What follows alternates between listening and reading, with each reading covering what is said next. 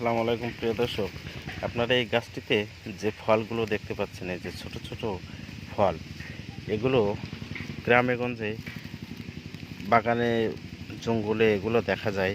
এগুলো আপনার বোম ফল বা বাজি ফল নামে পরিচিত। এই যে শুকনো ফলগুলো দেখতে পাচ্ছেন আমার হাতে, একটা শুকনো ফল, এটি পানির স্পর্শে আসার সাথে সাথে রাসায়নিক বিক্রিয়ার কারণে পটপট আওয়াজ দিয়ে ফেটে এর বীজগুলো চারিদিকে ছড়িয়ে ছিটিয়ে এভাবে বংশবিস্তার করে।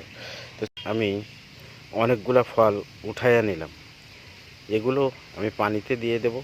দেখবেন কিভাবে এগুলো ফেটে,